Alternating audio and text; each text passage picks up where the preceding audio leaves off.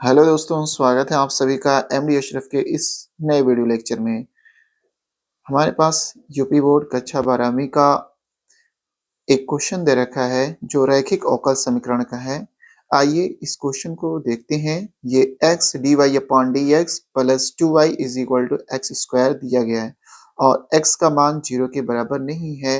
ये UP board की परीक्षा 2022-24 में पूछा ये प्रश्न है।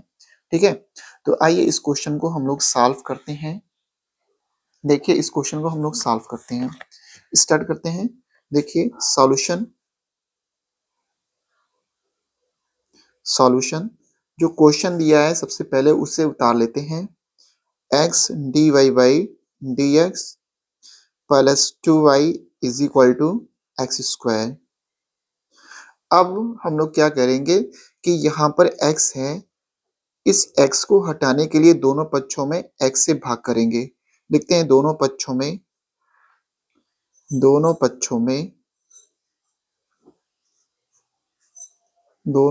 में x से भाग करने पर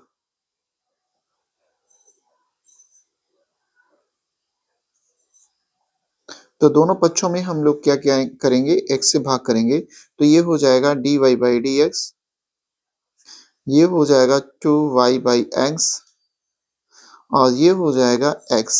ठीक है, जैसे मैंने x से इसमें भाग किया तो x से x कट गया तो ये 2y बटे x बचा और यहाँ x स्क्वायर है तो x से भाग कर दें तो 8x बचा हुआ है। अब इसको कुछ इस प्रकार से भी लिख सकते हैं dy बाई dx, ठीक है, और प्लस 2 अपॉन x, यहाँ y is equal to x। अब आप देख रहे हैं कि यह जो समीकरण है वो रैखिक अवकल समीकरण का रूप है। तो लिख देते हैं यह समीकरण रैखिक अवकल समीकरण dy by dx plus py is equal to q के रूप का है,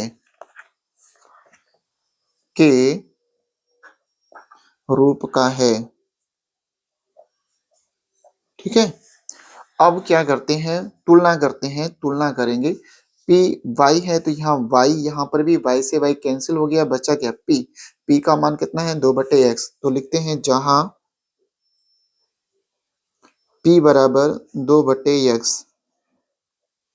ठीक है, और क्यू का मान कितना है, क्यू का मान देखिए क्यू है तो क्यू का मान कितना है x, तो क्यू बराबर x। ठीक है, अब सबसे पहले हम लोग इंटीग्रेटिंग फैक्टर निकालते हैं यानी समाकल गुणांक। समाकल समाकल समाकल निकालते हैं, फैक्टर समाकल यानी इंटीग्रेटिंग फैक्टर गुणनखंड यानी समाकल गुणक सबसे पहले हम लोग निकालते हैं।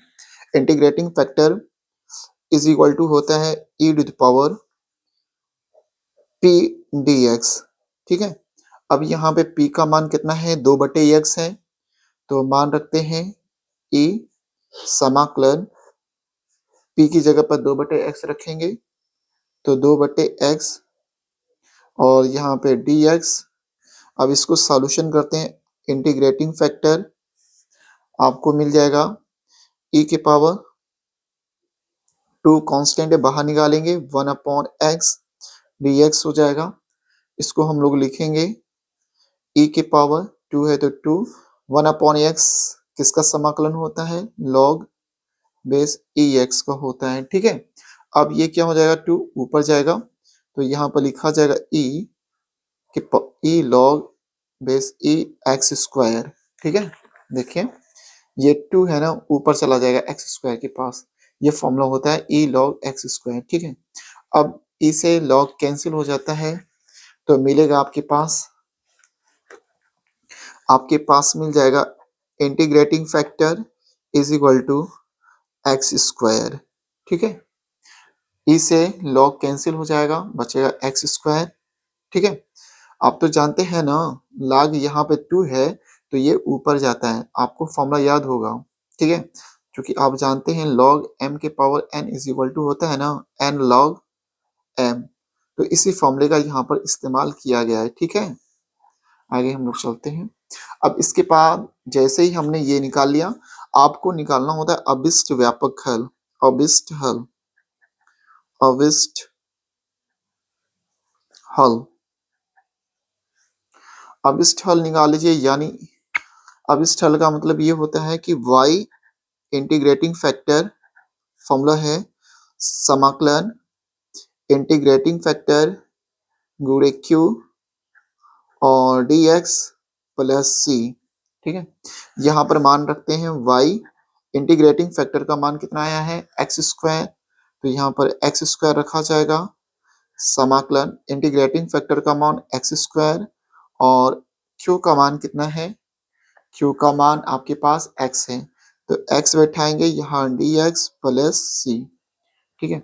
अब यहाँ पर मान रखते हैं y एक्स स्क्वायर समाकलन एक्स स्क्वायर गुणा एक्स में करेंगे x के घाते 3 dx plus c, y x square, ठीक है?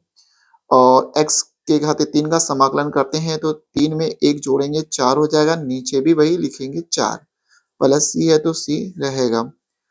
तो अगर आप भेजना चाहें ये गुणे में इधर आएगा तो भाग में हो जाएगा, तो y इज इक्वल टू हो जाएगा x के घाते 4 अपान 4x स्क्वायर प्लस c अपान एक्स स्क्वायर।